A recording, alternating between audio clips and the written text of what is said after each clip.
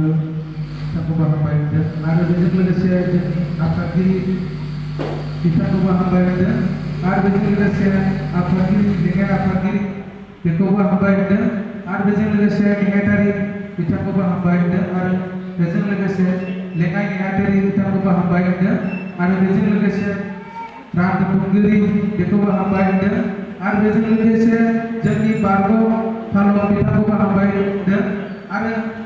जोंनि दिनैनि उद्देश्यआ सानडे स्कुलनि मेन उद्देश्यआ मा थांनाय जोङो बेबायदिनो सप्ताहफोरनि गेजेरावहाय जे मेट्रिक पास जाना थांबाय उन्दै गथ'फोर फंबाय बिनानावफोर दा बिदिनो जोंनिया सानडे स्कुलनिफ्राय मोनसे आयदाफारि लादों बे आयदाफारियानो जोंनिया जाहैबाय मान बावनाय बे मान बावनायखौ जोंनि मानगोनां सानडे स्कुलनि आफादगिरिनो आङो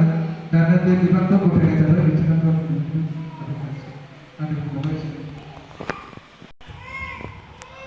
बे समाव जोंनि गोजौसिनफोराव थानाय आफादगिरिखौ हामबाय होननानै बुंसै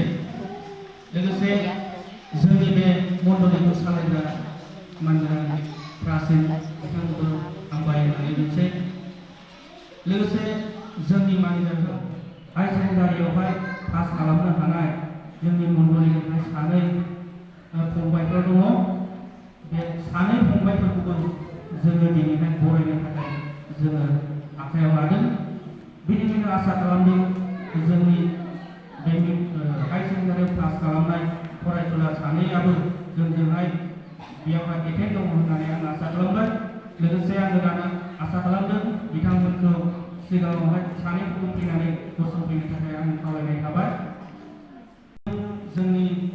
बिथांमोननि बिमा बिफाफोरखौबो फैनानै जोङो बे सिगाङावहाय गसंनाय मासियाव जिरायफैनो थाखाय आं खावलायनाय थाबाय जेन' बेयाव फैनानै गसंफैयो बा जिरायफैयो आङो बे छात्रफोरनो जे मान बावनो थाखाय आङो माखासे दैदेनगिरिफोरखौ सायख'नानै लाबोदों बेयावनो आङो जोंनि मानगोनां EX प्रासिन बिथांखौ बेयाव सिगाङाव फैनो थाखाय आं खावलायनाय थाबाय आबौ अमला बिथांखौ फैनो थाखाय आङो खावलायनाय थाबाय आबौ अमला गयारि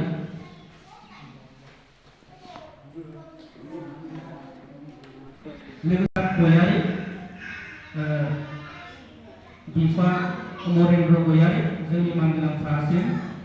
बिमा रिता गयारि लोगोसे सन्दिराज नार्जारि बिफा पबित्र नार्जारि बिमा जस्टिना नार्जारि नाथाय एबसेन्ट सासे दा आङो गिबियावनो मान बावनो थाखाय जोंनि मानगोनां EX प्रासिन बिथांखौ गांसे आर'नाइजों श्री जाफं नार्जारिखौ आरो गयारिखौ बे गांसे आर'नाइजों बरायनो थाखाय खावलायनाय थाबाय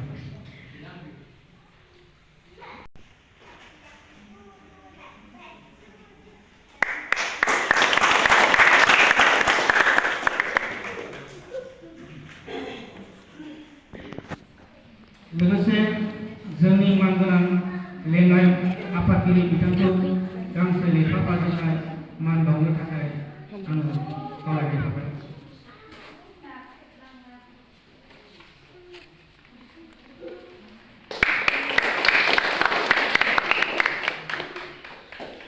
बे समाव जोंनि मानगोनां आफादगिरि बिथांखौहाय नैबे गांसे आर'नाइजों जोंनि फंबाय सन्दिराज नार्जारिखौ बरायनो थाखाय आं खावलायनाय थाबाय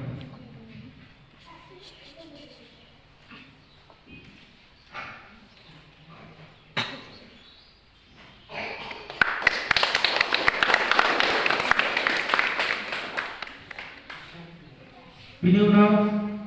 मानगोनां कमला गयारिखौ नैबे गांसे लेखाजों बरायनो थाखाय खावलायनाय थाबाय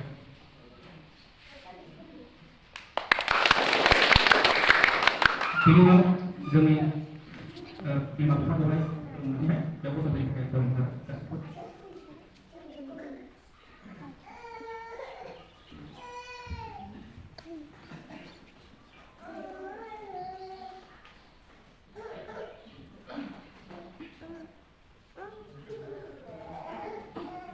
Biनि उनाव जों सनमान लानानै गावनि जायगायावहाय जिरायनो थाखाय बिथांमोनखौ खावलायनाय थाबाय।